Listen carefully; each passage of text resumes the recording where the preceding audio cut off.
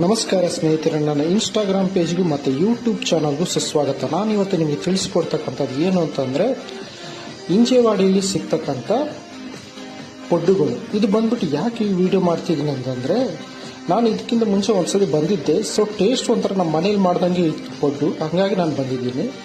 So ಇವ್ರು ಬಂದ್ಬಿಟ್ಟು ಮೂಲತಃ ಉತ್ತರ ಭಾರತದವರಂತೆ, ಉತ್ತರ ಪ್ರದೇಶ ಅಯೋಧ್ಯೆದವರಂತೆ. ಸೊ ಇವ್ರು ಯಾವ ಥರ ಕಲ್ತಿದ್ದಾರೆ ಅಂತ ಕೇಳಿದಕ್ಕೆ, ಇಲ್ಲ ನನ್ನ ಅಣ್ಣ ಕಲಿಸಿದ್ದಾರೆ ಅಂತ ಹೇಳಿದ್ದಾರೆ. ಸೊ ಅದಕ್ಕೆ ನಾನು ಬಂದಿದ್ದೀನಿ. ಸೊ ಮನೆ ಥರನೇ ಟೇಸ್ಟ್ ಇರುತ್ತೆ. ಇಲ್ಲಿ ಬಂದ್ಬಿಟ್ಟು ನಾನು ಮಸಾಲ ಪೊಡ್ಡನ್ನು ಟ್ರೈ ಮಾಡಿದ್ದೀನಿ, ಭಾಳ ಚೆನ್ನಾಗಿತ್ತು. ಅದು 25 ರೂಪೀಸ್ ಪ್ಲೇಟು, 6 ಪೊಡ್ಡುಗಳು ಬರುತ್ತೆ.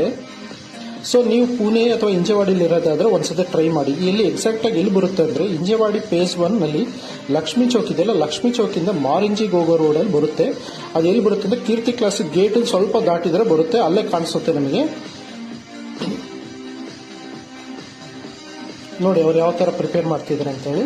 ಎಲ್ಲ ಮನೇಲಿ ಹಿಟ್ಟು ಎಲ್ಲ ರೆಡಿ ಮಾಡ್ಕೊಂಡು ಬರ್ತಾರಂತೆ. ಸೊ ಅದ್ರ ಮೇಲೆ ಈಗ ಮಸಾಲ ಹಾಕ್ತಿದ್ದಾರೆ.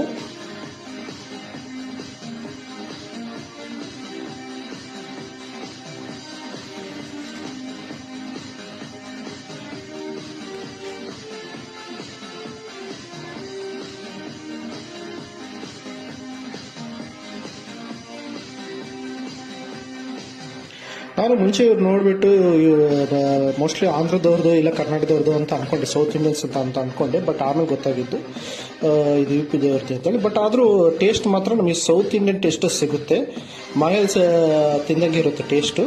ಸೊ ನೀವು ಒಂದ್ಸತಿ ಬಂದು ಟ್ರೈ ಮಾಡಿ.